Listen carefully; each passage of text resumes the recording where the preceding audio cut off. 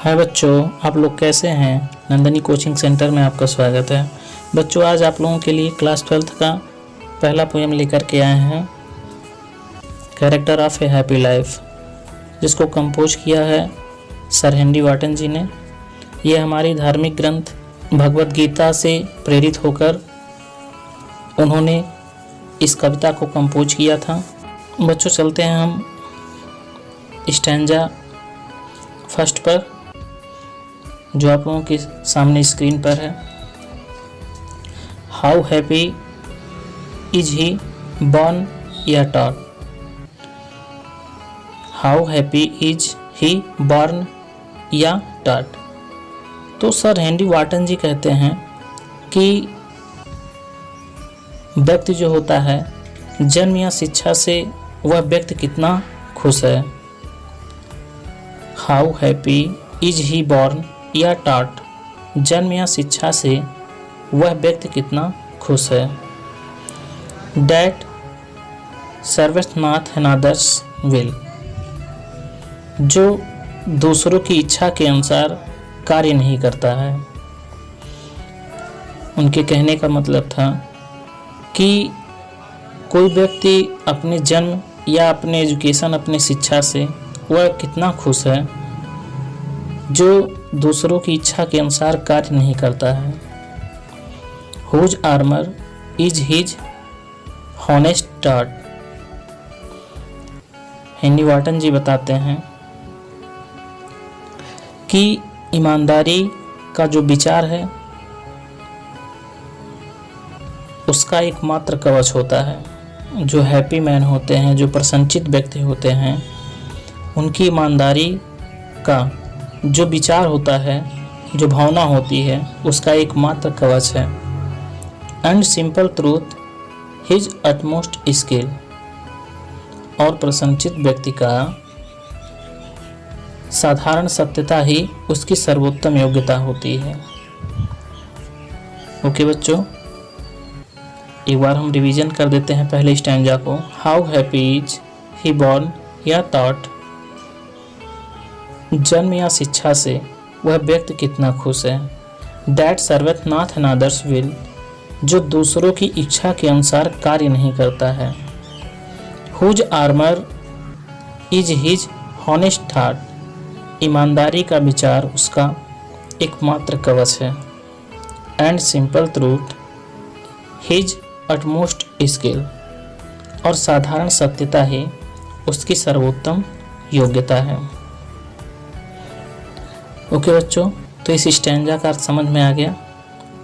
ठीक, तो इनके कहने का मतलब था कि जो मतलब प्रसन्नचित्त व्यक्ति होता है, हैप्पी मैन होता है, ये person who does not obey the orders of other persons and does not have to act as otherwise is very happy. His life is with no ill will for anybody, he needs no protections. Through his only talent, he leads a happy life. This is the gift of God himself which helps him. यानी कि जो व्यक्ति अपनी इच्छा के अनुसार कार्य करता है, दूसरों के अनुसार कार्य नहीं करता है, ठीक है, तो वह सुखी जीवन व्यतीत करता है। एक प्रकार का अपने आप में वह खुश रहता है। बच्चों, चलते हैं दूसरे स्टैंजा की तरफ। दूसरा स्टैंजा हमारा क्या है।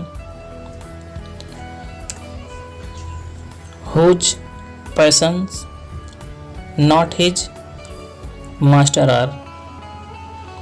हेनरी वाटन जी कहते हैं प्रसन्न व्यक्ति तीव्र इच्छाओं के नियंत्रण में नहीं रहता है। Whose soul is still prepared for death. वह मृत्यु के लिए सदैव तैयार रहता है। Untied unto the world with care. वह सांसारिक चिंताओं से मुक्त होता है। ऑफ प्रिंसली लव या vulgar breath.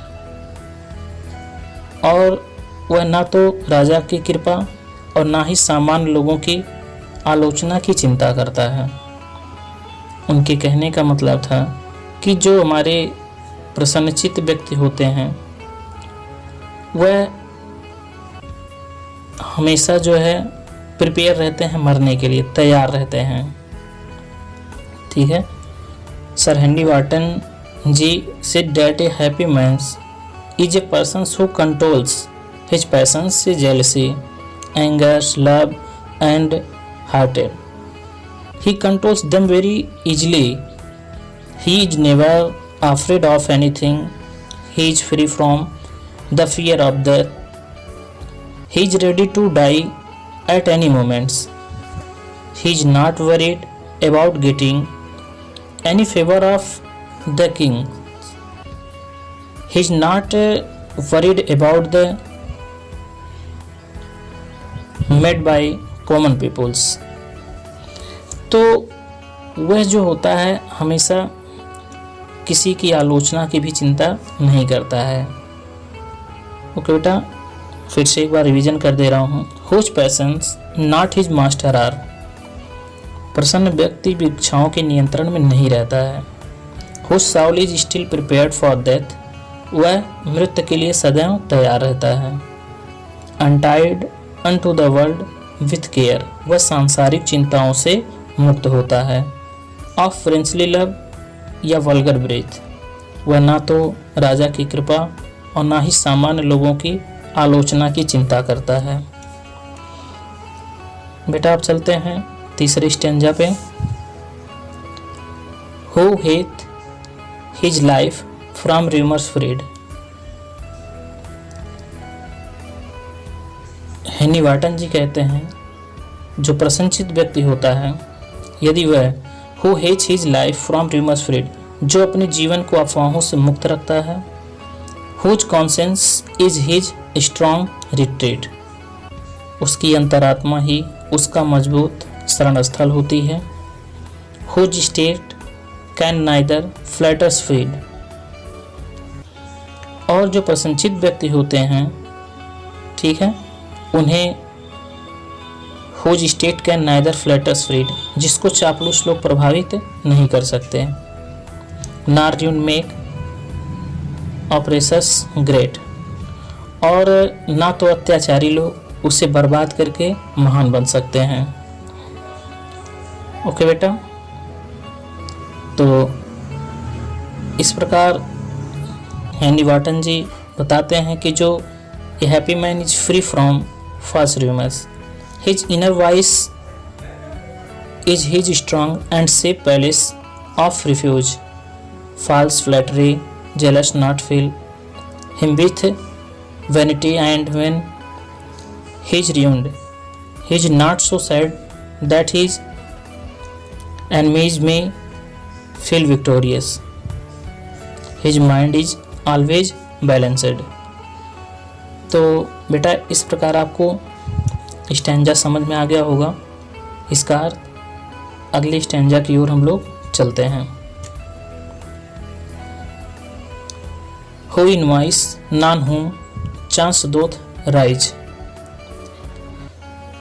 Henry Wotton ji कहते हैं जो प्रसन्नचित्त व्यक्ति होता है, जो हैप्पी मैन होता है, who invites none whom chance doth rise, वह उन लोगों से नफरत नहीं करता है जो अवसर पाकर ऊपर उठे हैं, nor wise who never understood, और ना उन लोगों से नफरत करता है जो बुरे काम करके आगे बढ़े हैं,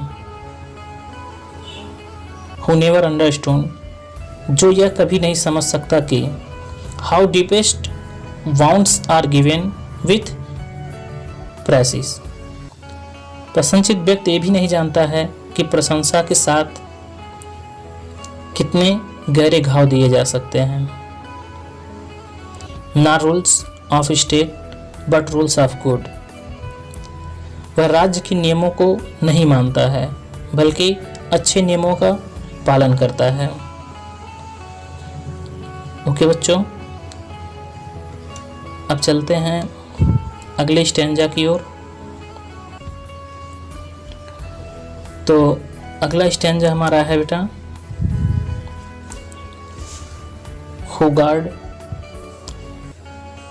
doth late and early pray, जो दिन और रात ईश्वर की प्रार्थना करता है। more of his grace than gift to lend, उसकी कृपा पाने के लिए करता है, वह किसी फल की प्राप्ति की इच्छा से नहीं करता है। बेटा यहाँ 2 लाइन का अर्थ एक साथ होगा। Who entertains the harmless day with a well chosen book या friend, वह अपने दिन को बिना किसी नुकसान के अच्छे दोस्त और किताबों के साथ बिताता है। ओके बच्चों, समझ में आया? इनके कहने का मतलब था कि a happy man praise to God in the evening and in the morning, he is God fearing, he does not pray to him for getting wealth या prosperity, he only prays for gaining God's blessing. He passes his life without causing any harm to any persons in the world. He passes his life in the company of good friends या good books written by the well honoured writers. Okay बेटा, अब चलते हैं अंतिम stanza के साथ। This man is free from servile bands,